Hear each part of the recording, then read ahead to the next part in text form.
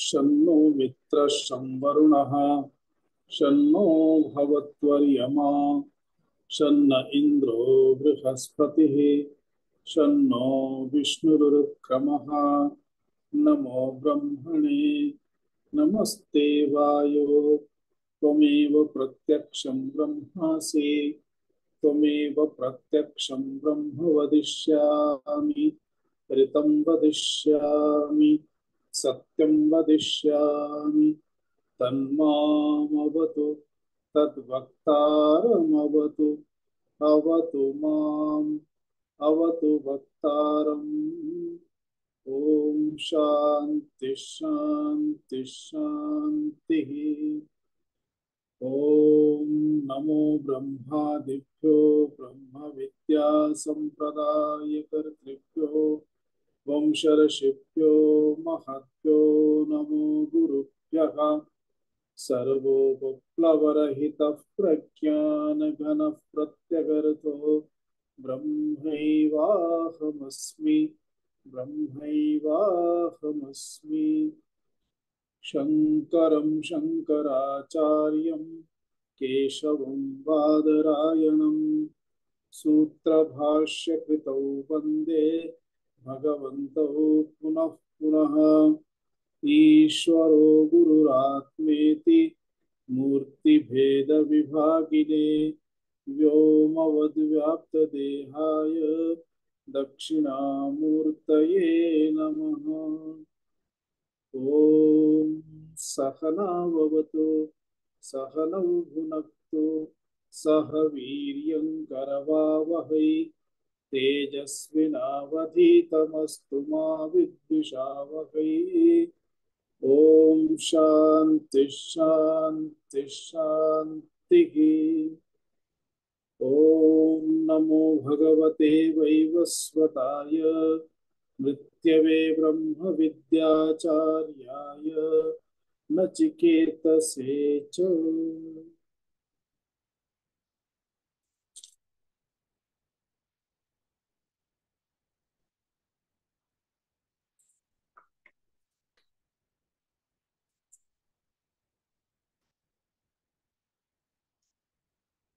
एकविंशतितम मंत्रतः उच्चारणं कुर्मः।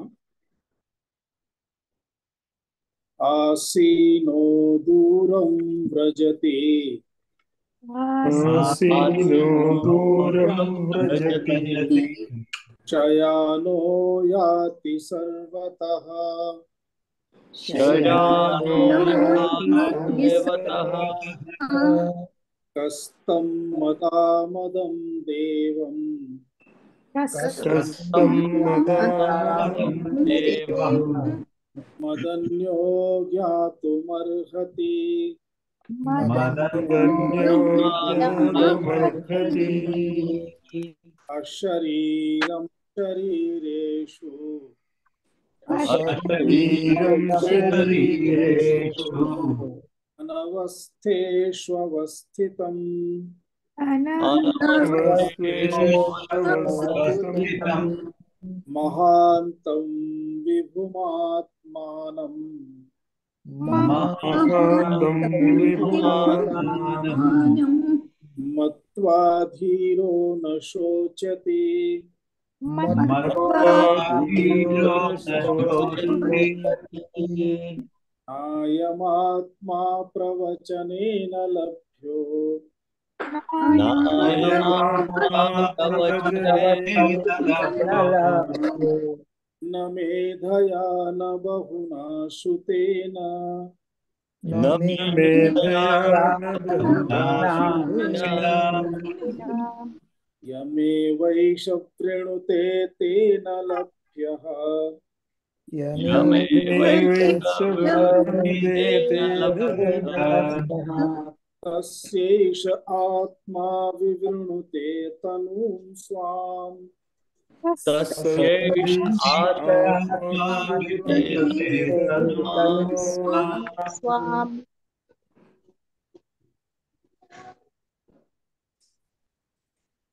यथा पूर्वमुक्तम् अयमात्मा भाषणेन अथवा बहुभाषण श्रवणेन लभ्यः न भवति। तथैव अन्यानि अपि कारणानि सन्ति।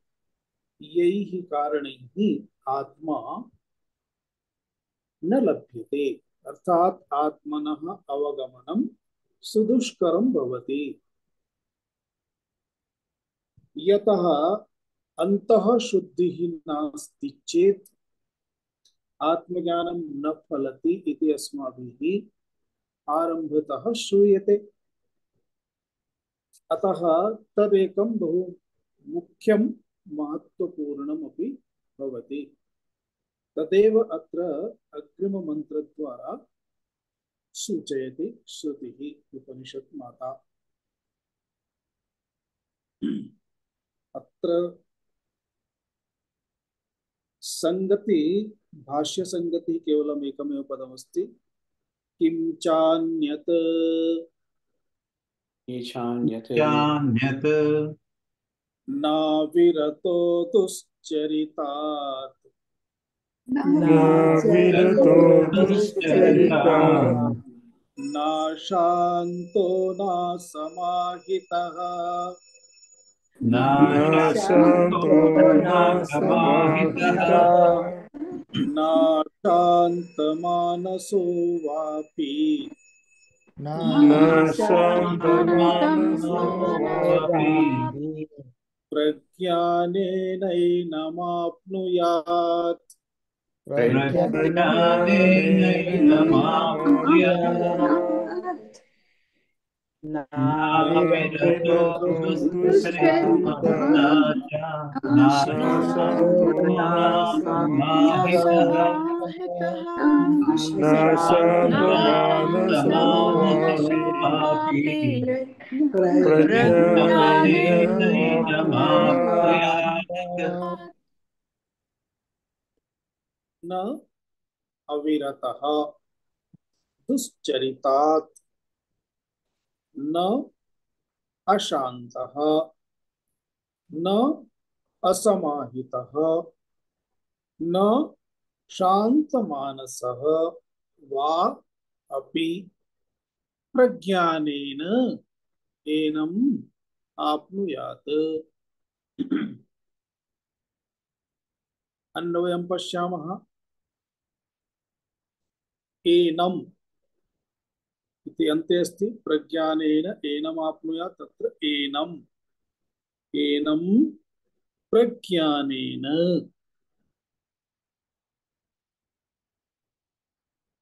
अपि न दुश्चरितात् अविरतः न अशान्तः न समाहितः असमाहितः न असमाहितः न अशान्तमानसः वा आप्नुयात् इति।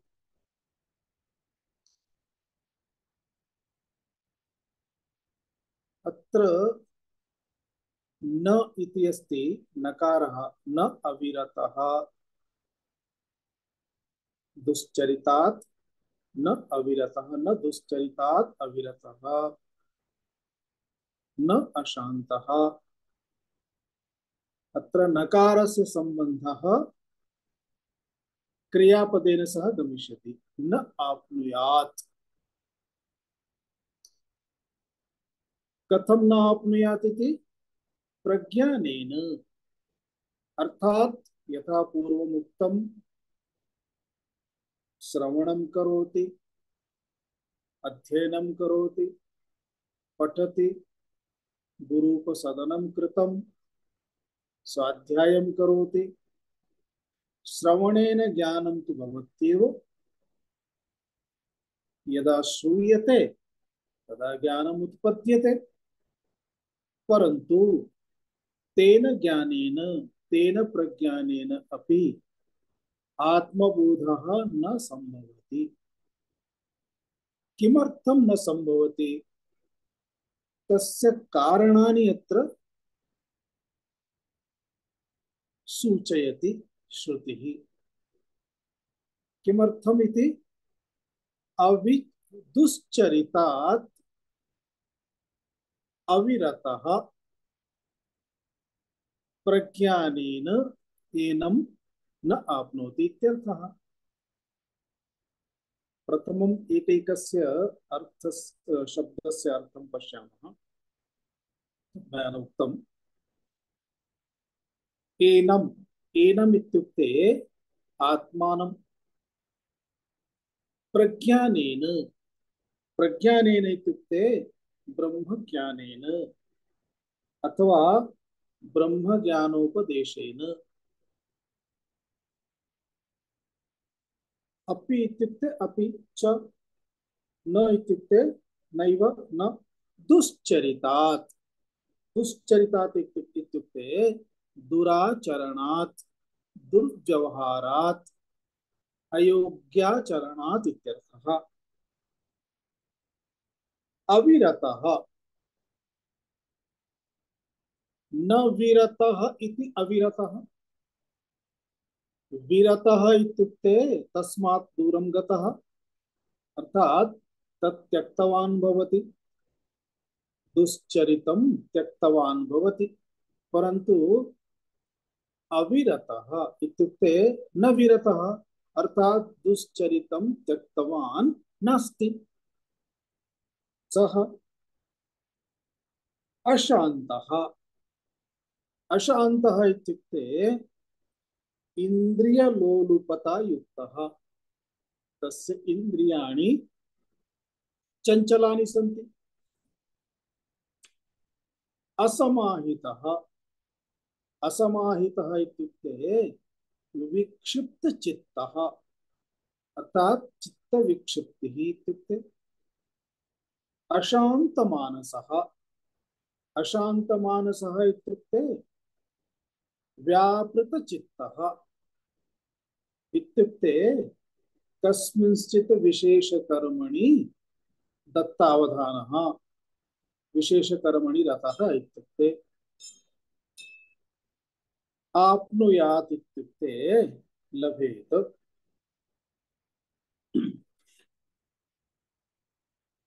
अत्र सर्वेपि शब्दाः अविरतः, न विरतः इति अविरतः, अशान्तः, न शान्तः इति अशान्तः, असमाहितः, न समाहितः इति असमाहितः, अशान्तमानसः, न शान्तमानसः इति अशान्तमानसः। तात्पर्यं किमस्ति? यद्यपि श्रवणेन बुद्धिः उत्पद्यते, ज्ञानम् उत्पद्यते, परन्तु उत्पन्नमपि तत् ज्ञानम् आत्मबोधाय आत्मसाक्षात्काराय न संभवति।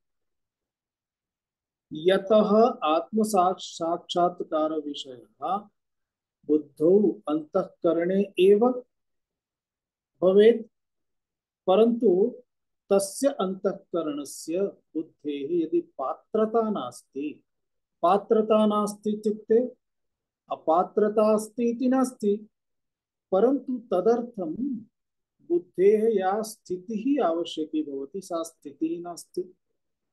यतः अंतःशुद्धिः अत्र अपेक्षिता अस्ति।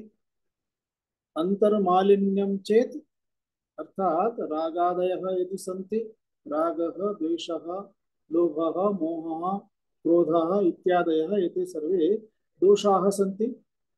एतान् दोषान् अपेक्ष्यपि महादोषः भवति विपर्ययः, विपरीतबुद्धिः, अर्थात जगद विषयं प्रति बुद्धिः इत्युक्ते जगतः विषयाः एव बुद्धौ भवन्ति। एवं अनात्मनः एव बोधः भवति, आत्मनः बोधः न भवति। तस्मिन् एतदेव उच्यते विपरीतबुद्धिः।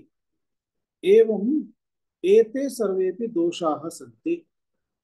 आत्मसाक्षात्कार निमित्तं प्रतिबन्धाः एते उच्यन्ते। अतः अंतःशुद्धि तत्र विशेषतया अपेक्षिता भवति। एकैकं पदं भाष्य द्वारा पश्यामः।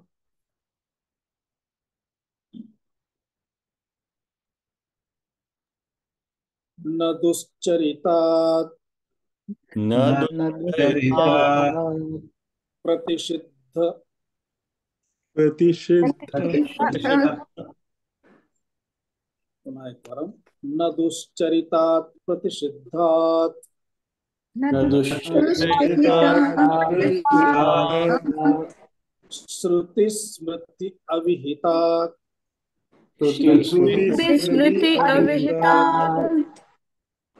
पापकर्मणः पापकर्मणः अविरतः अनुपरतः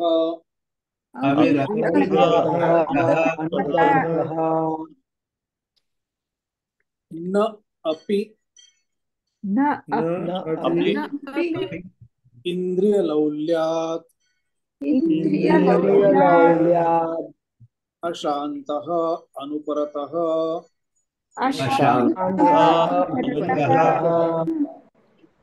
न अपि असमाहितः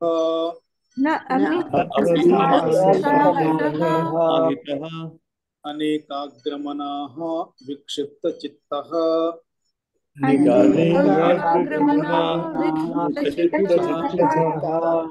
समाहितचित्तोऽपि सन्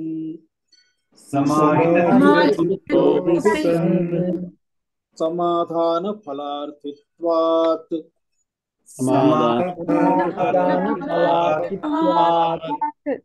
न अपि अशान्तमानसः व्यापृतचित्तः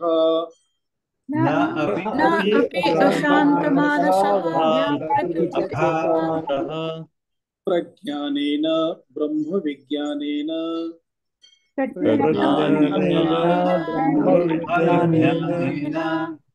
एनं प्रकृतम् आत्मानम् आप्नुयात्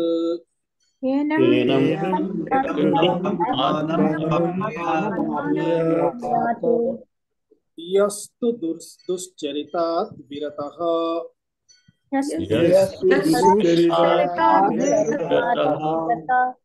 इन्द्रियलौल्याच्च समाहितचित्तः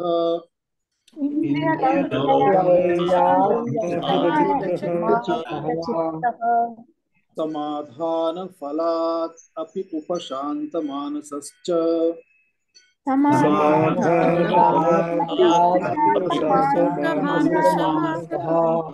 मानसः आचार्यवान् प्रज्ञानेन यथोक्तमात्मानं प्राप्नोति इत्यर्थः।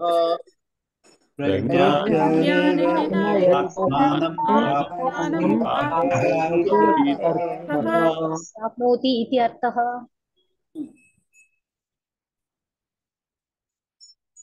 न दुश्चरितात् दुश्चरितात् इत्युक्ते दुः इत्युक्ते निन्दनीयम् अयोग्यम् अयोग्यं चरितं यस्य सः दुश्चरितः अयोग्यं चरितं यत् तत् दुश्चरितम् अर्थात अयोग्य कर्माणि यानि भवन्ति। अयोग्य कर्माणि इत्युक्ते किम्? प्रतिषिद्ध शास्त्र श्रुति स्मृति अविहितानि अर्थात श्रुति विहितम यत् योग्यम श्रुति विहितम यदस्ति तदेव योग्यम। श्रुति द्वारा श्रुति विहितम इत्युक्ते श्रुति द्वारा नाम वेद विहितानि कर्माणि इत्यर्थः। यानि वेद विहितानि कर्माणि सन्ति तानि कर्माणि योग्यानि कर्तव्यानि भवन्ति। यानि विहितानि न सन्ति अर्थात निषिद्धानि अपि अथवा न विहितं यतः वेदाः तानि एव कर्माणि वदन्ति। यानि कर्माणि अथवा येषां कर्मणां फलम् अस्माभिः अज्ञातं भवति। अज्ञातम् इत्युक्ते प्रत्यक्षं नास्ति परोक्षमस्ति।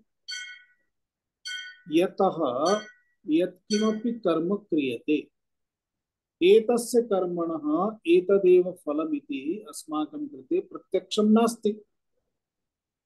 परन्तु यदि कर्म अयोग्यमस्ति तर्हि पापकर्म इति फलं तु प्रत्यक्षमस्ति। सामान्य व्यवहारेण अपि वयं द्रष्टुं शक्नुमः। केनचित् पुरुषेण सह यदि अस्माकं व्यवहारः असमीचीनः अस्ति, अयोग्यः अस्ति, तर्हि तस्य फलं तदानीमेव अस्माभिः दृश्यते। तेन दुःखं प्राप्यते, तस्य अन्यस्य। कदाचित् अस्माभिः अन्यस्य व्यवहारद्वारा दुःखं प्राप्यते, तदा अनुभूयते। अतः केचन तु प्रत्यक्षम् अनुभवे आगच्छन्ति व्यवहाराः। परं कानिचन कर्माणि सन्ति येषां कर्मणां फलं शीघ्रं न प्राप्यते।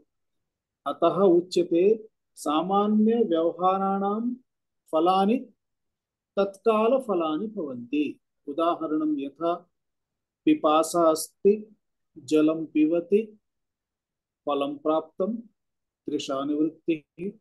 बुभुक्षा अस्ति, भोजनं करोति, बुभुक्षा निवृत्तिः, भोजनस्य फलम्। एतादृशानि बहूनि कर्माणि सन्ति।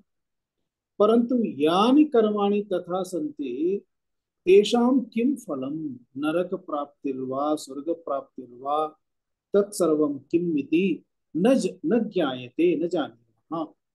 तादृशकर्मणां विषये वेदाः वदन्ति। अतः दुश्चरितम् अत्र द्विधा अवगन्तुं शक्यते। एकं वेदद्वारा यानि निषिद्धानि सन्ति, यानि वेदविहितानि न सन्ति, तानि यानि अस्माकं कृते प्रत्यक्षकर्माणि भवन्ति, तेषां कृते वेदानां विधानं न आवश्यकं, कथनं न आवश्यकं, तानि अपि अविहितानि भवन्ति। अर्थात् अविहितेषु द्विधा स्वीक्रियते। एकं निषिद्धम् अर्थात् प्रतिषिद्धं, द्वितीयं येषाम् आवश्यकता नास्ति, वेदाः न वदन्ति तानि अपि। एतानि सर्वाणि अपि श्रुति स्मृति अविहितानि, अर्थात् श्रुति द्वारा वेद द्वारा येषां कर्मणां विधानं नास्ति, आचरणानि न उच्यन्ते, तथा स्मृति द्वारा सामान्यतया स्मृति द्वारा आचरण संबद्धानि कर्माणि एव अधिकानि भवन्ति। अतः स्मृतिषु एतद् अधिकम् उच्यते, किं करणीयं किं न करणीयं, कुत्रचित् गच्छति चेत् कथं व्यवहारः, गुरूणां पुरतः कथं व्यवहारः, ज्येष्ठैः सह कथं व्यवहारः इत्यादि कथं व्यवहर्तव्यम्, एतत् सर्वम् आचरणं स्मृतयः वदन्ति। श्रुतयः तु तादृशानि मुख्यानि कर्माणि येषां तादृक् फलानि भवन्ति, स्वर्गादि सदृशानि फलानि, स्वर्गप्राप्ति सदृशानि फलानि भवन्ति, तानि एव कर्माणि प्रायः वेदाः वदन्ति। अथवा येषां कर्मणां महत्पापफलं, महत्पापं तस्य महत् कष्टरूपं दुःखरूपं फलमस्ति, तानि कर्माणि वेदाः वदन्ति। परन्तु स्मृतयः तानि कर्माणि तु वदन्ति, इतोपि तानि कर्माणि अपि वदन्ति यानि कर्माणि व्यवहारे आचरणे सामान्यतया अस्माभिः प्रतिदिनं पालनीयानि भवन्ति। एवं श्रुति स्मृति अविहितानि प्रतिषिद्धानि तानि कर्माणि तदेव उच्यते दुश्चरितानि, अर्थात तेभ्यः कर्मभ्यः, दुश्चरितात् अर्थात प्रतिषिद्धात्, प्रतिषिद्धात् अर्थात श्रुति स्मृति अविहितात्, तानि कर्माणि कीदृशानि भवन्ति, पापकर्माणि भवन्ति। अतः पापकर्मणः अविरतः इत्युक्ते अनुपरतः, अर्थात यह तस्मिन् कर्मणि व्यापृतः अस्ति, विरतः नास्ति, तस्मिन्नेव कर्मणि संलग्नः अस्ति इत्युक्ते सामान्यतया अस्माभिः अत्र द्रष्टव्यम्, यदि अस्माकं व्यवहारे कापट्यम् अस्ति, व्यवहारे छलम् अस्ति, अस्माकं व्यवहारे चौर्यं, क्रौर्यं, क्रोधः,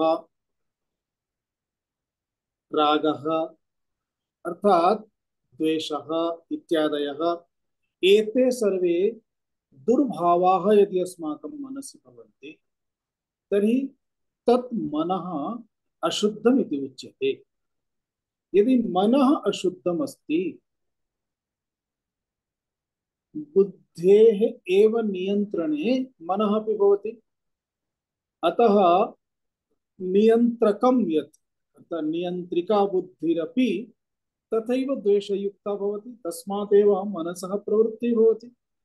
अन्यथा बुद्धिः मनः अवरोद्धुं शक्नोति, न अवरोधयति चेत् तस्य कारणम् एतदेव अस्ति, यतः बुद्धिः अपि तादृशी एव जाता अस्ति।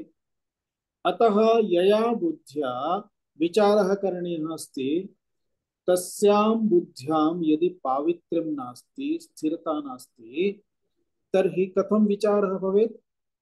अतः दुराचरणं सर्वथा त्याज्यं भवति आत्मज्ञानार्थम्।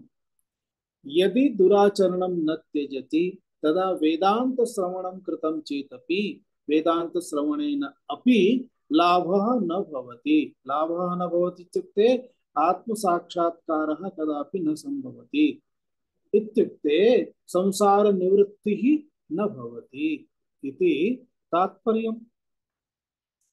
एवं दुश्चरितात्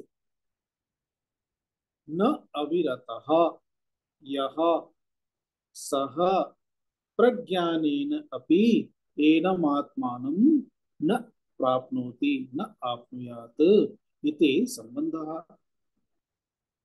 तथैव न अपि इंद्रियलौल्यात् अशान्तः। अशांति किमर्थं भवति?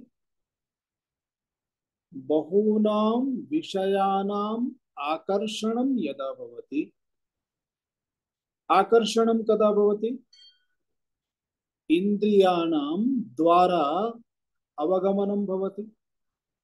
यथा चक्षुः रूपं पश्यति, रूपं प्रति आकर्षणं।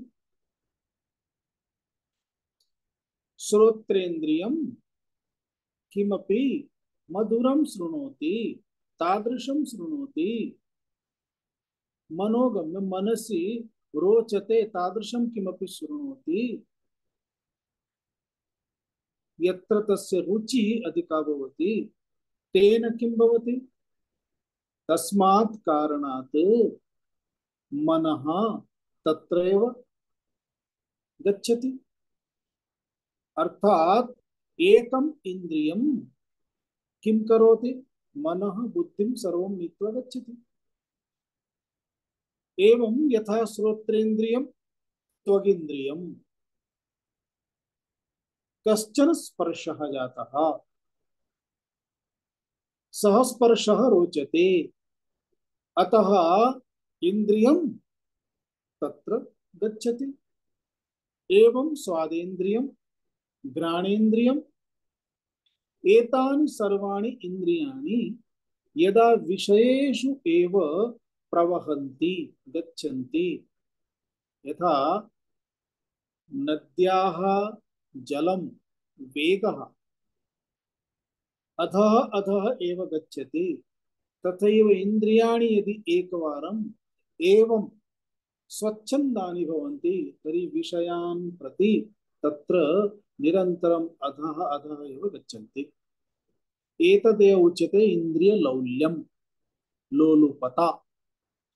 इन्द्रियलोलुपता यदि अस्ति तर्हि तस्मात् मनः तस्य कदापि शांततया न तिष्ठति। अतः इंद्रियलौल्यात् अशान्तः अनुपरतः अस्ति। तस्मात् तस्य अनुपरतिः यदि नास्ति तर्हि एतत्तु कार्यं तादृशम् अस्ति, पूर्व पश्चिम दिक् गमनमेव अस्ति, अर्थात विपरीत दिक् अस्ति। विषयान् प्रति गच्छति चेत् बहिर्मुखता, अंतरात्मानं प्रति गच्छति चेत् प्रत्यक्चेतयितारं प्रति गच्छति चेत् अंतर्मुखता। यदि बहिर्मुखता अस्ति तर्हि अंतर्मुखता न संभवति। अंतर्मुखता आवश्यकी चेत् बहिर्गमनं निषिद्धं करणीयं, निवारणीयं, त्यक्तव्यम्।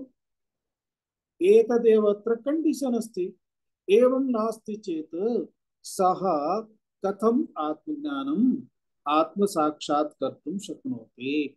अतः इंद्रियलौल्यात् अपि यः अशान्तः अनुपरतः सोऽपि एतेन प्रज्ञानेन आत्मसाक्षात्कारम् आत्मबोधं प्राप्तुं न शक्नोति।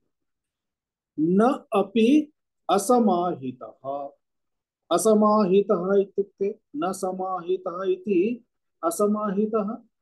समाहितः अर्थात समाधानम्। समाधानं कदा भवति?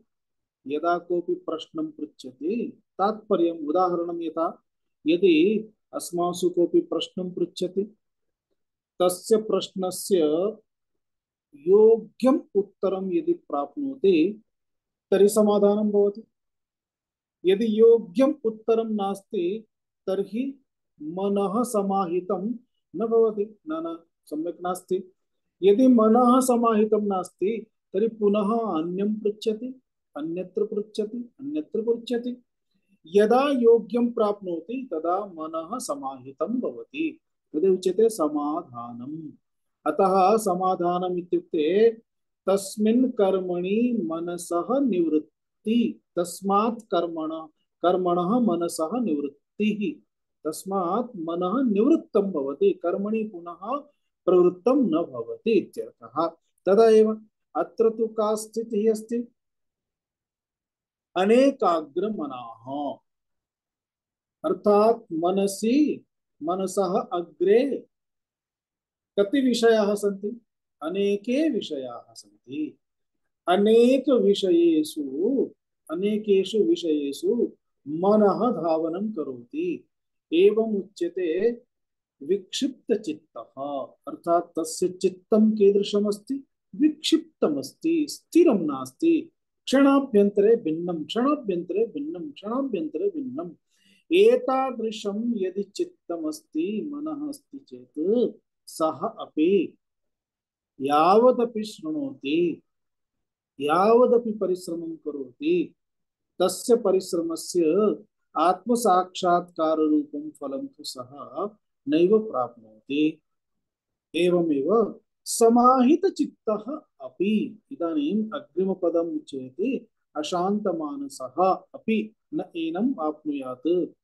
अशान्तमानसः इत्युक्ते उदाहरणं यथा समाहित चित्तः अपि, यस्य कदाचित् चित्त समाधानं जातमस्ति इत्युक्ते विक्षिप्त चित्तः नास्ति। विक्षिप्त चित्तः नास्ति इत्युक्ते अनेकाग्रमनः नास्ति। बहुषु विषयेषु मनसः गमनं नास्ति, सत्यं। परन्तु एतस्मिन् विषये तु भवितुमर्हति। एकमेव विषयम् अधिकृत्य सम्यक् यदि करोति तर्हि उत्तमं कार्यं भवति, दत्तावधानेन कार्यं भवति। अतः दत्तावधानता अपि यदि बाह्य विषयेषु कञ्चन एकं विषयं स्वीकृत्य अस्ति तदानीमपि तस्य बुद्धिः, मनः, प्रवृत्तिः कुत्र अस्ति? बहिरेव अस्ति। अतः एतादृश्यां स्थित्याम् अपि इति सूचयितुं वदति समाहित चित्तोपि। कदाचित् तस्य चित्त समाधानम् अस्ति, तथापि समाहित चित्तः अपि सन् समाधान फलार्थित्वात् सः समाधान फलमिच्छति। समाधान फलमिच्छति इत्युक्ते अस्माकं प्रत्येकस्य अपि मनसि भिन्नं भिन्नं समाधानं भवितुम् इच्छति। अतः यत् समाधानं, यथा कश्चन साइंटिस्ट अस्ति, तस्य वैज्ञानिकः तस्य कस्मिंश्चित् विषये गवेषणं प्रचलति, सः तत्र समाधानम् इच्छति। कश्चन दैत्यः तपः करोति, भयंकरं तपश्चर्यां करोति। राक्षसः दैत्यः इति पूर्वकालेषु श्रुता रावणादयः कृतवन्तः।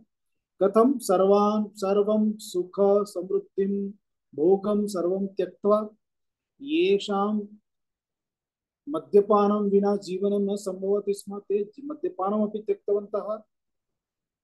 एवं कति वर्षाणि एवमेव स्थितवन्तः। किमर्थं? समाधानं। किं समाधानं? ब्रह्म दर्शनं ददातु इति समाधानमस्ति। ब्रह्मणः समीपतः मया वरं प्राप्तव्यमस्ति, वरदानं स्वीकरणीयमस्ति। अतः तत्समाधानं प्राप्तुं सः एकाग्रचित्तेन तपश्चर्यां करोति। तस्य चित्तस्य एकाग्रता तत्समाधानं प्राप्तुम् अस्ति। एवं समाधानम्। अतः सामान्य शब्दद्वारा वदामः चेत् समाधानम् इत्युक्ते सिद्धिः, काचित् सिद्धिः अपेक्षिता अस्ति, अथवा ख्यातिः, सर्वे मां जानीयुः, तादृशं किमपि मया सिद्धिद्वारा अपि ख्यातिः भवति, अथवा ख्यातिम् इच्छति, तस्मात् कारणात् अपि सिद्धिं प्राप्नोति। अतः सिद्धि ख्यातिः इत्यादिकं प्राप्तुं यदिच्छति तदेव अस्ति तस्य समाधान फलम्, न तु आत्मज्ञान फलम्। समाधान फलम् इच्छति। अतः समाधान फलार्थित्वात् न अपि, अर्थात यह अशांत मानसः अस्ति, तस्मात् कारणात् अपि यद्यपि मनसि एकाग्रता अस्ति, परंतु विषयेषु न तो आत्मनि परमात्मनि ब्रह्मणि। एवं तादृशः अपि अशांत मानसः इति उच्यते। इत्युक्ते व्यापृत चित्तः। व्यापृत चित्तः नाम एकस्मिन् विषये व्यापृत चित्तः अस्ति। तस्य चित्तः एकस्मिन् विषये अस्ति, एकस्मिन् विषये, परन्तु सः विषयः ब्रह्म इति नास्ति, अन्यः एव सांसारिक विषयः अस्ति। तादृश विषये यस्य मनः व्यापृतमस्ति, चित्तं व्यापृतमस्ति, तेन अपि आत्मज्ञानम् अर्थात आत्म साक्षात्कारः न संभवति इत्यर्थः। किं न संभवति इति भाष्यस्य क्रमेण प्रज्ञानेन अर्थात ब्रह्म ज्ञानेन। एनम् एनम् इत्युक्ते प्रकृतम् आत्मानं न आप्नुयात्। एनं प्रकृतम् आत्मानं सः विज्ञानेन अपि प्राप्तुं न शक्नोति। एतादृशः कीदृशः? दुश्चरितात् अविरतः यः अशान्तः, यः असमाहितः, यः अशांत मानसः, एतादृशः एनम् आत्मानं प्रज्ञानेन अपि न आप्नुयात्। ब्रह्मज्ञान द्वारा ब्रह्मोपदेशं प्राप्य अपि सः एतम् आत्मानं प्राप्तुं न शक्नोति। अतः तदेव संपूर्णम् इदानीं तात्पर्यं दर्शयति भगवान् भाष्यकारः। यस्तु दुश्चरितात् अविरतः अर्थात यह कश्चन पुरुषः दुश्चरितात् विरतः नास्ति, इंद्रिय लौल्याच्च समाहित चित्तः, इंद्रिय लौल्यात् अर्थात इंद्रिय लोलुपता द्वारा समाहित चित्तः अस्ति। यः दुश्चरितात् विरतः अस्ति इन्द्रियलौल्यात् समाहितचित्तः अस्ति समाधानफलाद् अपि अर्थात सिद्धिं ख्यातिं वा प्राप्तुमपि न इच्छति तस्मादपि उपशान्तः उपशान्तमानसः पुनः आचार्यवान् अर्थात यस्य श्रोत्रिय ब्रह्मनिष्ठः आचार्यः कश्चन अस्ति तस्य समीपे सः वेदांत श्रवणं करोति प्रश्नानां निराकरणं करोति जिज्ञासा समाधानं प्राप्नोति तादृशः यः पुरुषः सः पुरुषः प्रज्ञानेन अर्थात ब्रह्म ज्ञानोपदेशेन ब्रह्मोपदेशेन ब्रह्म विज्ञानेन यथोक्तम आत्मानं प्राप्नोति यथोक्तम आत्मानं यथोक्तम अर्थात यथा निर्दिष्टम पूर्वं यथा निर्दिष्टम यथा उक्तम तादृशम अर्थात निर्दिष्ट साधनैः ब्रह्मज्ञानाय श्रवण मनन निधिध्यासन इति साधनं तथैव अंतःकरण शुद्धिरपि साधनम् एतैः सर्वैः साधनैः सह यथोक्तं प्रज्ञानं लब्ध्वा आत्मानम् आत्मसाक्षात्कारं प्राप्नोति आत्मबोधं प्राप्नोति इत्यर्थः इति तात्पर्यम् अर्थात् अर्थः एषः एव अस्ति यावत् कालपर्यन्तं तस्य बाह्य विषयेभ्यः निवृत्तिः न भवति तावत् कालं तस्य अन्तः शुद्धिः न संभवति रागद्वेषादीनामपि निवृत्तिः न संभवति मनसः बुद्धेः चित्तस्य वा एकाग्रता न संभवति एकाग्रतायां केवलं ब्रह्म परमात्मा एव अपेक्षते विषयाः भवन्ति चेदपि तत् सा एकाग्रता अत्र कार्याय न भवति अतः बहवः बहु तथा बुद्धिशालिनः भवन्ति तेषां बुद्धेः तथा एकाग्रता भवति ते विषयं सम्यक् अधिग्रहीतुं शक्नुवन्ति अतः सा एकाग्रता यदि विषयेषु अस्ति तर्हि विषय प्राप्ति भवति परंतु सा एव एकाग्रता यदि परमात्मनि भवति तदा एव परमात्म प्राप्ति संभवति इत्यर्थः अतः आत्मज्ञानम् आत्मज्ञान प्राप्त्यर्थं श्रवणं यद्यपि अस्ति चेत् आत्मज्ञानं प्राप्यते परंतु केवलं श्रवणेन आत्मज्ञानम् आत्मसाक्षात्कारात् न संभवति तदर्थं आत्मसाक्षात्कारार्थम् एते ये विक्षेपाः सन्ति ते विक्षेपाः निवारणीयाः एव इति अग्रिममन्त्रस्य संगतिं पश्यामः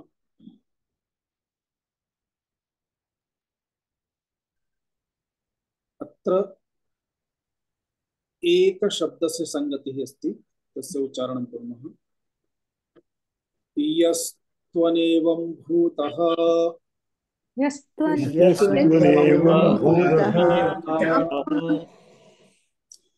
यः तु अनेवं भूतः न एवं भूतः इति अनेवं भूतः एवं भूतः इत्युक्ते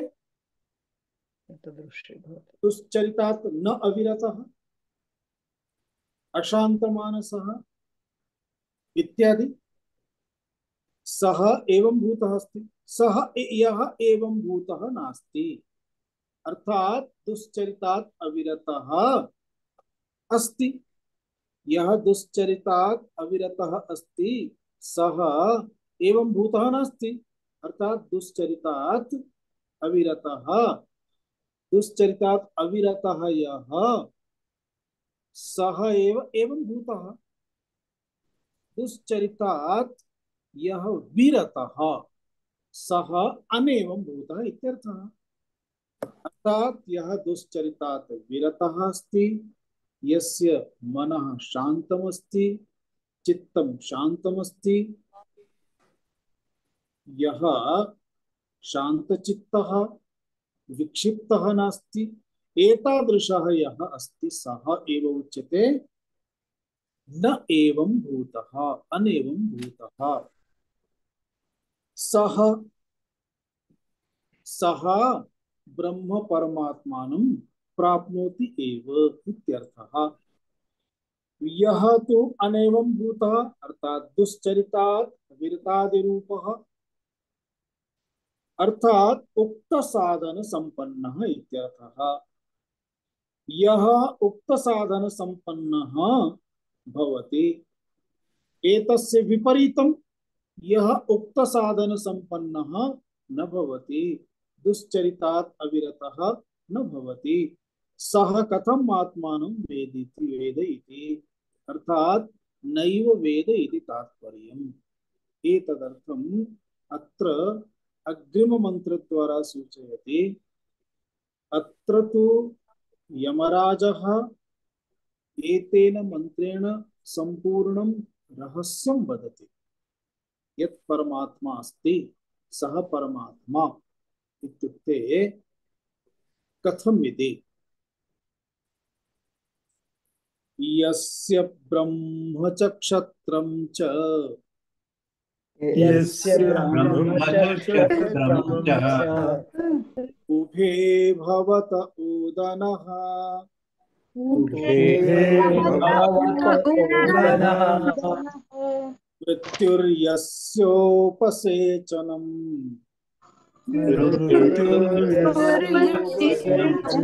जनम क इत्था वेद यत्र सः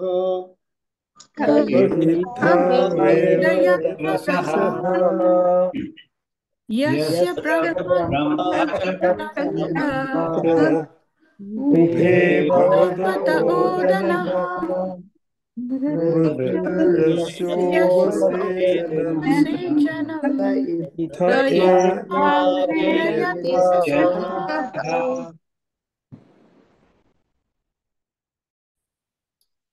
यस्य ब्रह्म च क्षत्रं च उभे भवतः ओदनः मृत्युः यस्य उपसेचनं कः इत्था वेद यत्र सः। यस्य इत्युक्ते यस्य आत्मनः अन्वयं पश्यामः। यस्य ब्रह्म च क्षत्रं च उभे ओदनं भवतः मृत्युः च यस्य उपसेचनम् उपसेचनम् अर्थात उपसेचनं भवति इति अध्याहारः करणीयः क्रियापदस्य। यत्र सः कः इत्था वेद अन्वयः। यस्य यस्य इत्युक्ते आत्मनः ब्रह्म अत्र ब्रह्म च क्षत्रं च इति पदद्वयम् उपयुक्तमस्ति। क्षत्रम् इत्युक्ते क्षत्रियः अतः ब्रह्म इत्यस्य पदस्य अर्थः ब्राह्मणः इति करणीयः भवति। यतः समकाले उपयुक्तः शब्दः अस्ति तथैव तस्य अर्थः स्वीकरणीयः भवेत्। न चेत् ब्रह्म इत्युक्ते परमात्मा चैतन्यम् अपि भवति। अतः ब्रह्म इत्युक्ते ब्राह्मणः क्षत्रं च इत्युक्ते क्षत्रियश्च क्षत्रियः उभे उभे अर्थात द्वौ अपि इत्युक्ते ब्राह्मणश्च क्षत्रियश्च द्वौ अपि ओदनम् ओदनम् इत्युक्ते अन्नं राइस यद् वयं भोजनं कुर्मः तद्। मृत्युश्च भवतः भवतः इत्युक्ते स्याताम् अथवा स्यतः मृत्युश्च मृत्युश्च अर्थात यमराजश्च उपसेचनम् उपसेचनम् इत्युक्ते अवलेहः हिंदी भाषायाम् अथवा अन्य भाषासु चटनी इति उच्यते। चटनी उपसेचः उपसेचनम् इति। यत्र यत्र इत्युक्ते यस्मिन् सः सः इत्युक्ते आत्मा। कः अर्थात कः मानवः इत्था इत्था इत्युक्ते इत्थं, वेद इत्युक्ते जानीयात्।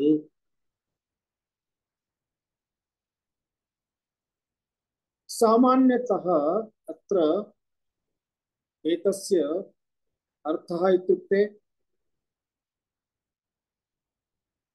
यस्य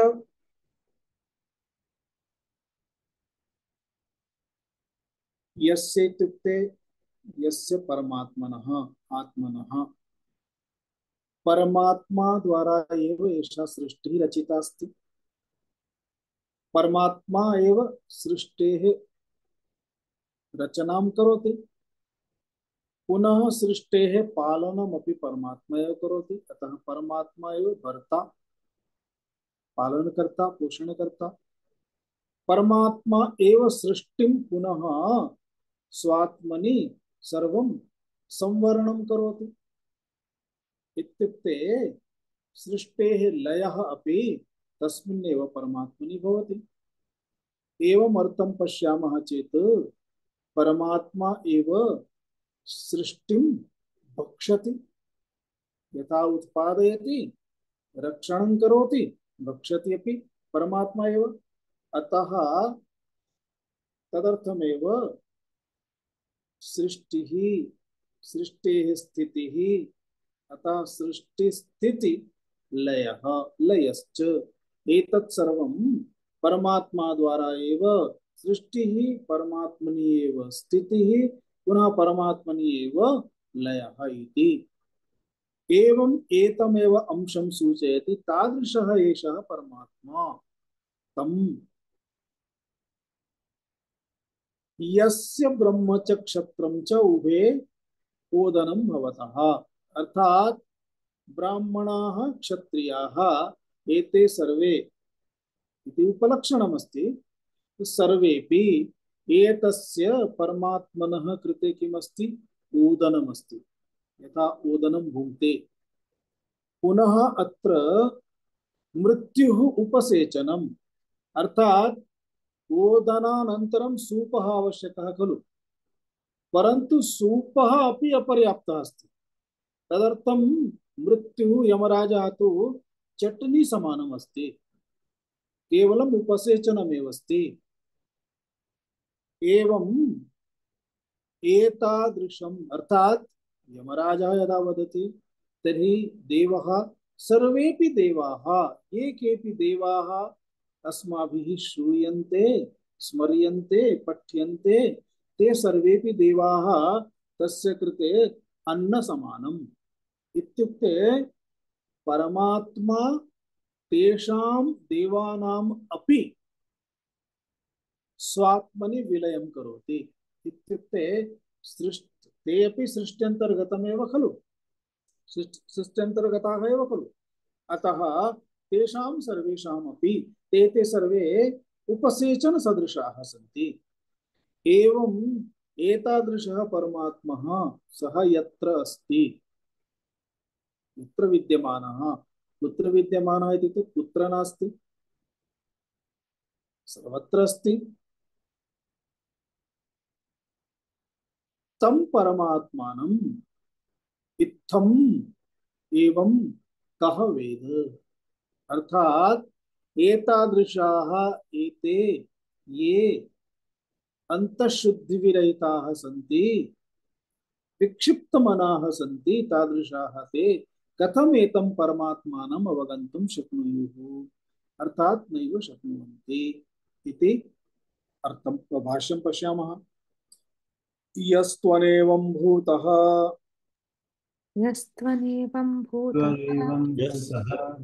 यस्य आत्मनः यस्य आत्मनः ब्रह्म च क्षत्रं च ब्रह्मक्षत्रे ब्रह्म च क्षत्रं च ब्रह्मक्षत्रे सर्वधर्म विधारके अपि सर्वधर्मविधारके अपि सर्वत्राणभूते सर्वत्राणभूते उभे उभे ओदनः अशनं भवतः स्याताम् ओदनाशनं भवतः याताम् सर्वहरः अपि मृत्युः सर्वहरः अपि मृत्युः यस्य उपसेचनम् इव यस्य उपसेचनम् इव ओदनस्य अशनत्वे अपि अपर्याप्तम्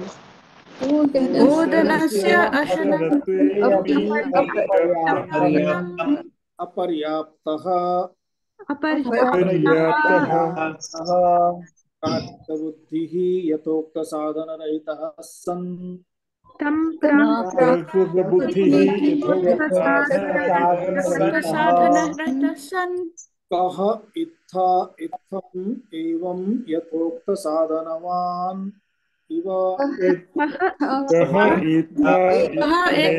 इत्थमेवं इत्यर्थः इत्यर्थः वेद विजानाति वेदविजानाति यत्र सः आत्मा इति यत्र सः इति यस्य आत्मनः ब्रह्म च क्षत्रं च ब्रह्मक्षत्रे अत्र असमस्तमासीत् समस्तं कृत्वा अत्र उभे इति पदमस्ति इत्यस्मात् समस्तं कृत्वा भाष्ये उच्यते ब्रह्मक्षत्रे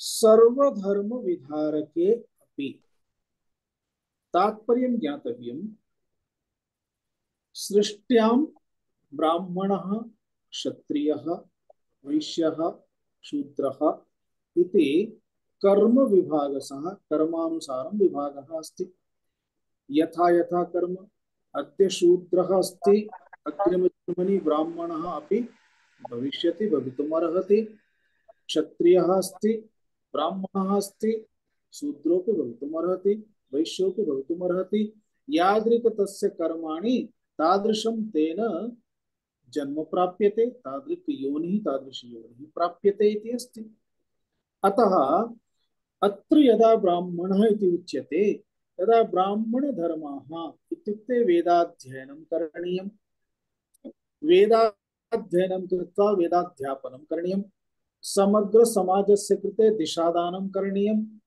ये क्षत्रियाः वैश्याः शूद्राः सर्वेषां शिक्षणं करणीयं तेभ्यः समाज व्यवस्था सम्यक्तया पाठनीया इति कर्तव्यं भवति ब्राह्मणानाम् अतः ब्राह्मणाः उच्यन्ते धर्म विधारकाः धर्मं धारयन्ति इति विधारकाः विशिष्य सर्वेपि धर्मं धारयन्ति सर्वेपि परं विशेष उत्तरदायित्वं भवति तथैव एतत् सर्वं ब्राह्मणानां यत् कर्म अस्ति तत् सुष्ठुतया प्रचलेत् तत्र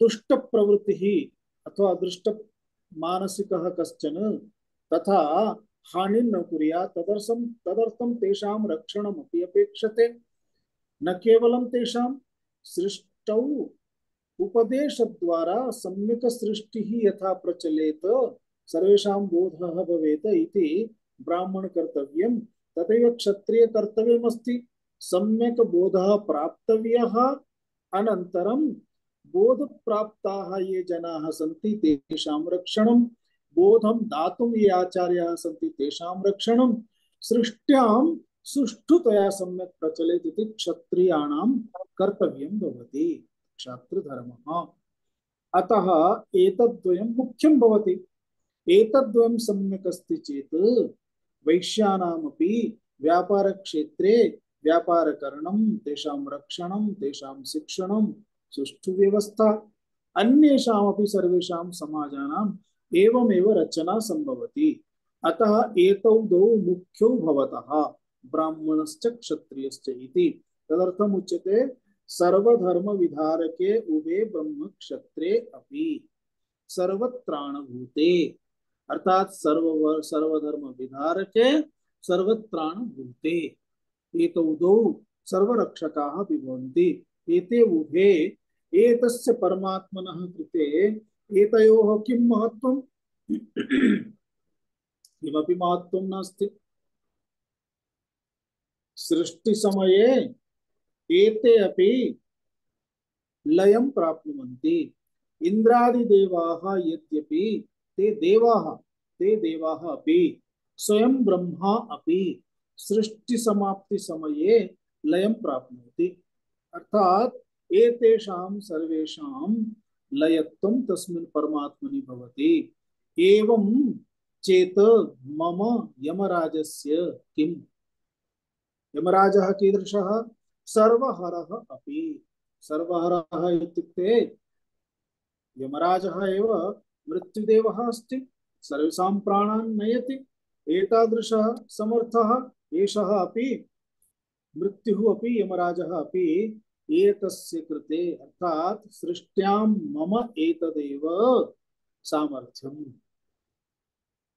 अर्थात मयि यत् सामर्थ्यं, तेषु यत् सामर्थ्यं, सर्वेषु यत् सामर्थ्यं, क्षत्रियेषु यत् सामर्थ्यं, ब्राह्मणेषु यत् सामर्थ्यं, तत्सर्वं परमात्मनः सामर्थ्यमेव अस्ति। तस्मादेव एतत् सर्वम्।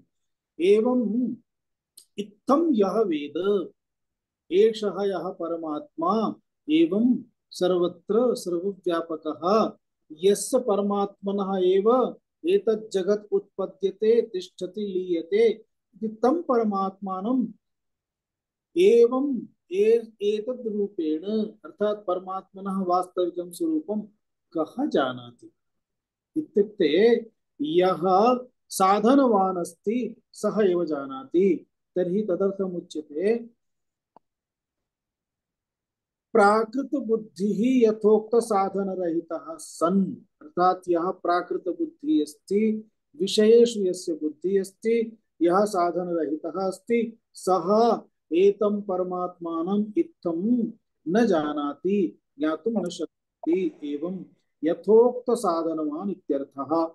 यह यस्य उपयुक्त साधनमस्ति सः एव अवगन्तुं शक्नोति। इत्युक्ते यस्य अंतः शुद्धिः, श्रवणं, मननं, निधिध्यासनं इति साधन संपन्नः अस्ति, आचार्यवान् अस्ति, सः एव अवबोद्धुं शक्नोति। न तु अन्य साधन संपन्नः कश्चनपि तं परमात्मानं विजानाति, अवगन्तुं न शक्नोति इत्यर्थः।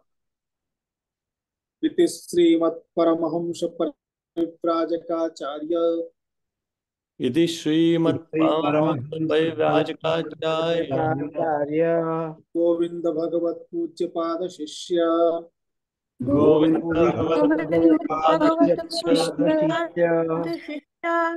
श्रीमदाचार्य श्री शंकर भगवतः कृतौ श्रीमदाचार्य श्री शंकर भगवतः कृतौ काठकोपनिषद भाष्ये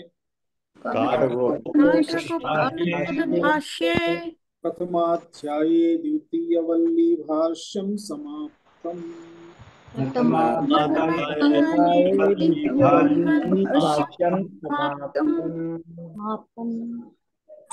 ॐ पूर्णमदः पूर्णमिदं पूर्णात् पूर्णमुदच्यते पूर्णस्य पूर्णमादाय पूर्णमेवावशिष्यते। ॐ शान्ति शान्ति शान्तिः। हरिः ॐ श्री गुरुभ्यो नमः। हरिः ॐ।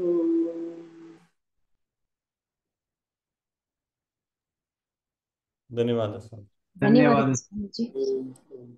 धन्यवाद स्वामी जी। नमस्कार, शुभ दिन। धन्यवाद स्वामीजी। धन्यवाद स्वामीजी। धन्यवाद स्वामीजी। धन्यवादः महोदय।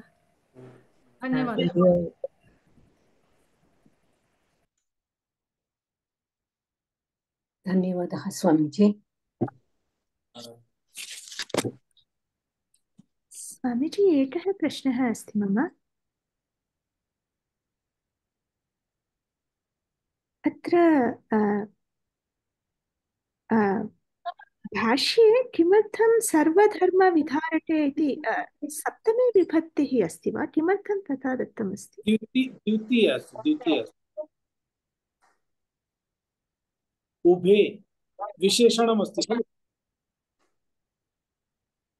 ओ अस्तु तर्हि सर्वधर्मविधारके सर्वत्राणभूते भूते अपि हाँ अस्तु अस्तु तर्हि ब्रह्मक्षत्रे इति अत्र हाँ तदपि पदद्वयोः अपि अस्तु हाँ ब्रह्म च क्षत्रं च ब्रह्म ब्रह्मक्षत्रे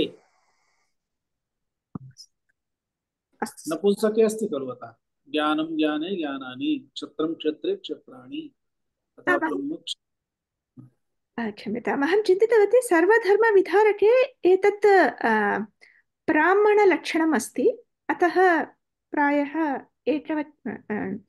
प्रथमाविभक्त्यां भवितव्यम् इति हाँ प्रथमा विभक्तौ एव अस्ति परन्तु द्वितीयान्तं तत्र द्विवचनान्तम् अस्ति ओ अस्तु विभक्ति प्रथमा एव ब्रह्म च क्षत्रं च ब्रह्मक्षत्रे द्वितीया द्विवचनान्तमेव सर्वधर्मविधारके ओ एतस्य विशेषणमस्ति इत्यतः अस्तु अस्तु स्वामीजि विशेषणत्वेन तस्य अस्तु पुल्लिङ्गे चेत् सर्वधर्मविधारकौ एतौ द्वौ ब्रह्मक्षत्रियौ एवं क्षत्रं शब्दः अस्ति क्षत्रिय इति शब्दं कुर्मः चेत् पुल्लिङ्गे भवति क्षत्रियः ब्राह्मणश्च क्षत्रियश्च ब्राह्मणक्षत्रियौ तथा चेत् सर्वधर्मविधारकौ त्राणभूतौ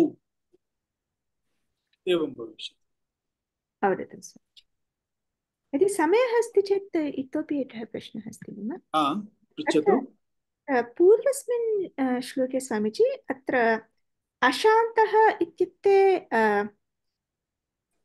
इन्द्रियलोलुपत्वात् इति दत्तमस्ति समाहितः इत्युक्ते विक्षिप्त मनः यः अस्ति असमाहितः असमाहितः द्वयोः भेदः किमस्ति स्वामीजि इत्युक्तौ समानस्थितिः भवति किल यदि इन्द्रिय किञ्चित् भेदः अस्ति एकत्र इन्द्रियविषयमधिकृत्य अस्ति इन्द्रियलौलुप्यं लोलुपताम् अधिकृत्य अस्ति अशान्तः अर्थात् कदाचित् इन्द्रियाणि अपि शान्तानि सन्ति परन्तु मनः प्रवृत्तं भवति केवलम् इन्द्रियमधिकृत्य शान्ति उदाहरणं यथा निद्रायां स्वप्नकाले इन्द्रियाणि तु न सन्ति